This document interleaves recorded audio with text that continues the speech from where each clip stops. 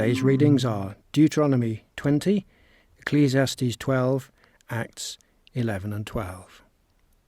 And today's topic, in the days of your youth. Today we read the final chapter of Ecclesiastes, which begins with the wise advice, remember your Creator in the days of your youth. The Hebrew word for remember is sometimes translated as mindful, e.g. Psalm 8 verse 4, that God is mindful of human beings. How full are our minds of our Creator in our youth? Solomon sees this as vital advice when we are young. This surely especially applies when we are teenagers. Could some unwisely have a philosophy of sowing a few wild oats before they make a commitment to their Creator and His Son?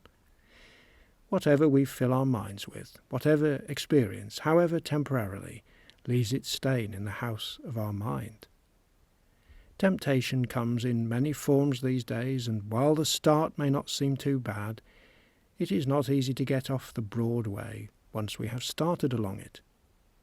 When we come to verse 11 we read, "The words of the wise are like goads, and like nails firmly fixed are the collected sayings. They are given by one shepherd." Solomon sees himself as a shepherd, but Jesus is the ultimate shepherd. Their wise words only become like goads if we have firmly fixed them in our minds. We will soon read in Acts the point Paul made to the Ephesian elders, "For I did not shrink from declaring to you the whole counsel of God." Chapter 20, verse 27.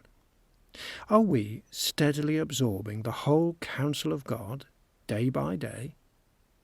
Solomon ends his thought-provoking and challenging book by writing, "The end of the matter, all has been heard.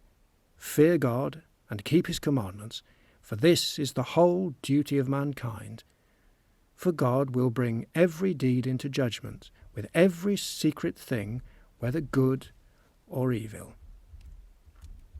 Soon we will come to the account in Acts of Paul and the Roman governor Felix, how Paul reasoned about righteousness and self-control and the coming judgment. Felix was alarmed. Chapter 24, verse 25. If we have made our minds full of our Creator in the days of our youth, we will have no need to be alarmed.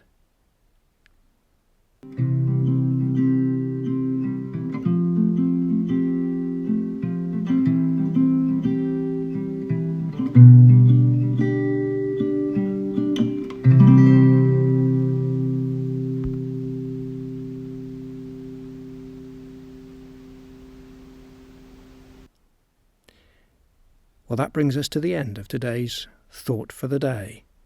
And as we reflect on the Word of God and seek His encouragement, we hope you'll be able to join us another day, tomorrow, as we together consider His Word.